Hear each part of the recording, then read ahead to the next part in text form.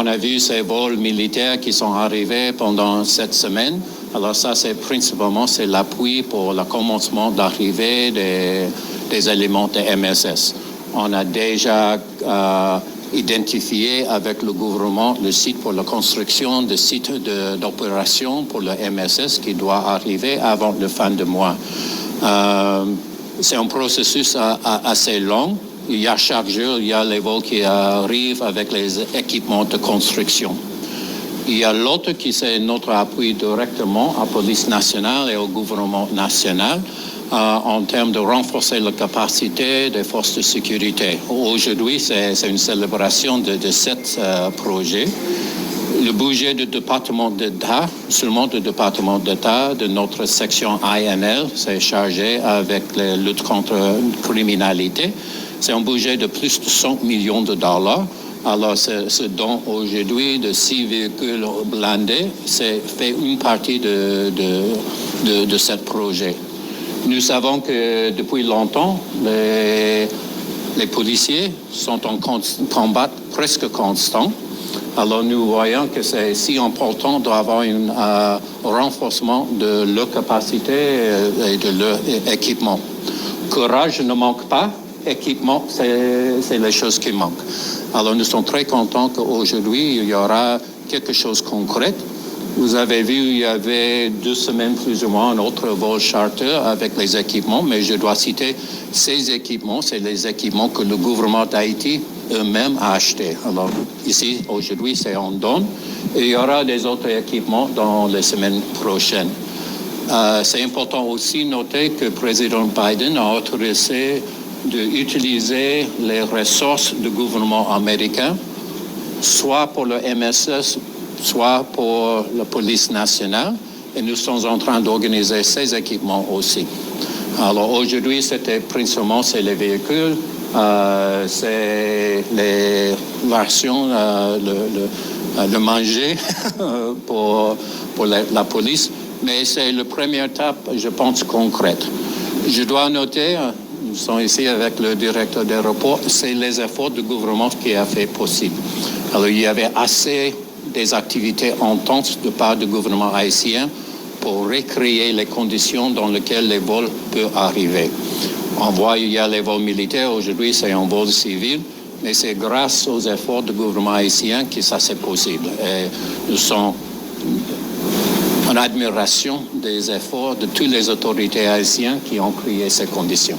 Généralement, les vols militaires, c'est en faveur de MSS, c'est les équipements de construction avant l'arrivée des forces de Kenya et des autres pays. Les vols charter, les vols civils comme ça, c'est les vols du département d'État avec les équipements pour le gouvernement haïtien. On a vu que chaque jour, il y a 2 à 4 vols militaires et ça va continuer jusqu'à là. On a complété la construction de bases logistiques pour le MSS. Ces équipements, c'est on donne du gouvernement américain au gouvernement haïtien, c'est pour eux. C'est permanent, c'est un renforcement de leur capacité, c'est les équipements qui restent avec Haïti. Pour les 200 millions de dollars, alors du côté du gouvernement, en effet, il y a 300 millions de dollars. Alors, il y a 100 millions de dollars du département d'État qui c'est principalement pour la formation des groupes qui arrivent, particulièrement dans le domaine des droits de l'homme, respect pour le règlement de traitement des enfants, des femmes en guerre. Alors, les 100 millions qui s'est représenté par cette donne aussi, c'est hors de ces 300 millions. Alors, c'est 100 millions de dollars dédiés seulement pour renforcement de capacité des organes de sécurité et de justice haïtiens. Il y a des autres quantités qui c'est l'autorisation que le président Biden a donnée de prendre des équipements du gouvernement américain pour aider les autorités ou de MSS, ça c'est une autre partie.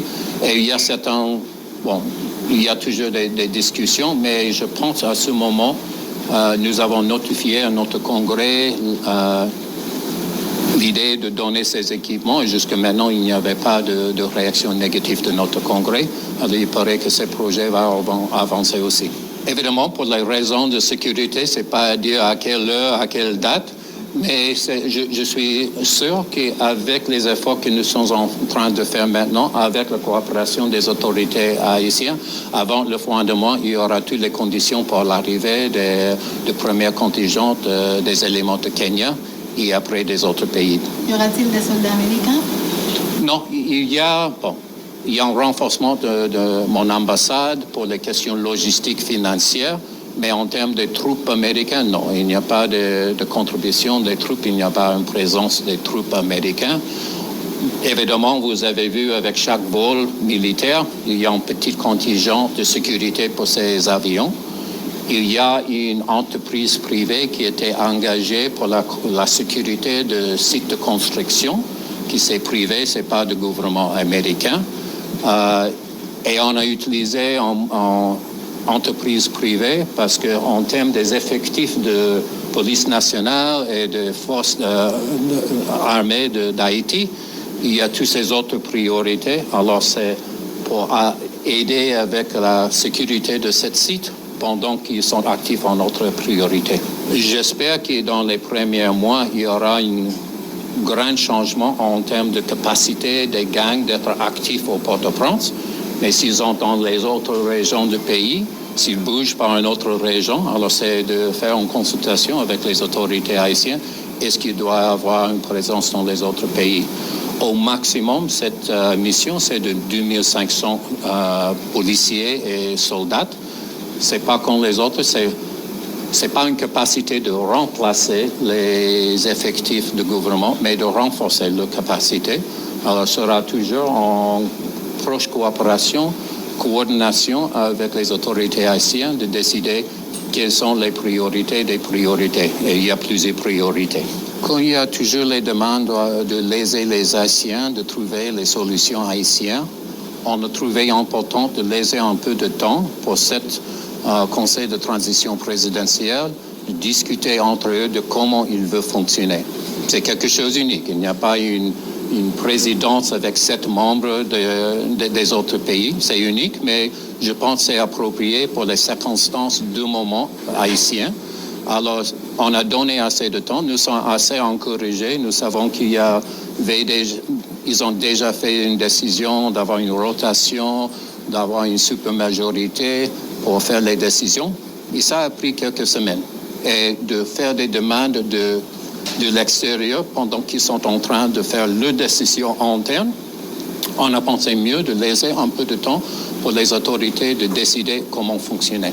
Au nom de la police nationale d'Haïti, je suis ici pour recevoir un lot d'équipements offerts par la coopération américaine. C'est une occasion pour nous, au niveau de la police nationale d'Haïti, de remercier la communauté internationale, spécialement la coopération américaine aujourd'hui, pour son support continu et inestimable à la police nationale d'Haïti.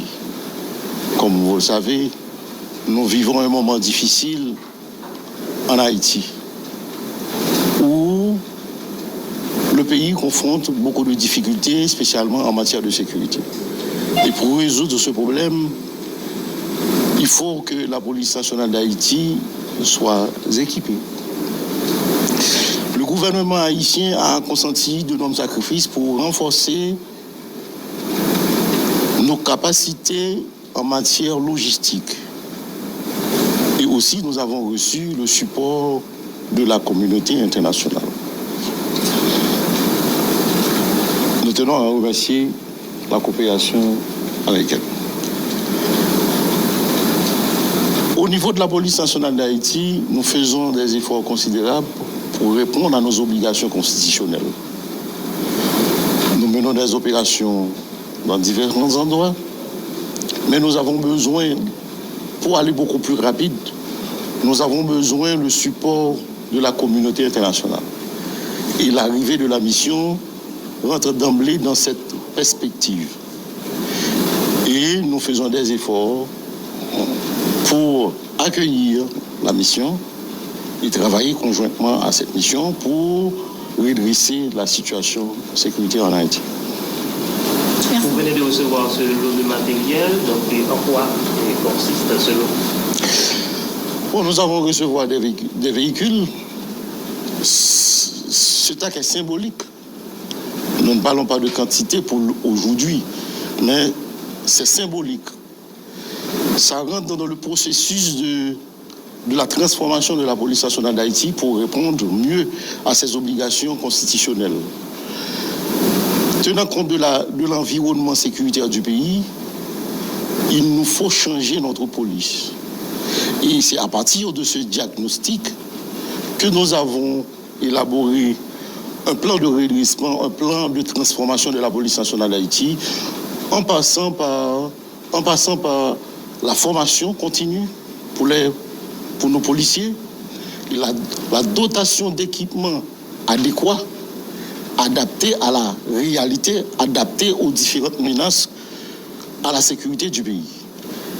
Et l'épuration de la police nationale d'Haïti. Donc, on a réalisé en matière logistique. Et aussi, nous avons reçu le support de la communauté internationale. Nous tenons à remercier la coopération avec elle. Au niveau de la police nationale d'Haïti, nous faisons des efforts considérables pour répondre à nos obligations constitutionnelles. Nous menons des opérations dans différents endroits, mais nous avons besoin, pour aller beaucoup plus rapide, nous avons besoin du support de la communauté internationale. Et l'arrivée de la mission rentre d'emblée dans cette perspective. Et nous faisons des efforts pour accueillir la mission et travailler conjointement à cette mission pour redresser la situation sécuritaire en Haïti. Merci. Vous venez de recevoir ce lot de matériel, donc en quoi consiste ce lot? Bon, nous avons recevoir des véhicules. Ce acte est symbolique. Nous ne parlons pas de quantité pour aujourd'hui, mais c'est symbolique. Ça rentre dans le processus de la transformation de la police nationale d'Haïti pour répondre mieux à ses obligations constitutionnelles. Tenant compte de l'environnement sécuritaire du pays, il nous faut changer notre police.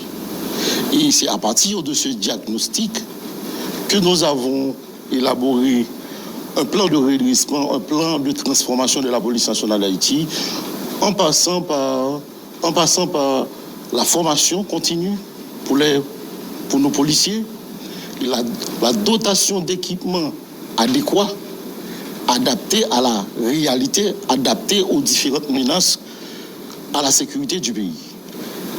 Et l'épuration de la police nationale d'Haïti. Donc, on a réalisé un assainissement à l'intérieur de l'institution pour mieux gérer les ressources financières de l'institution, les ressources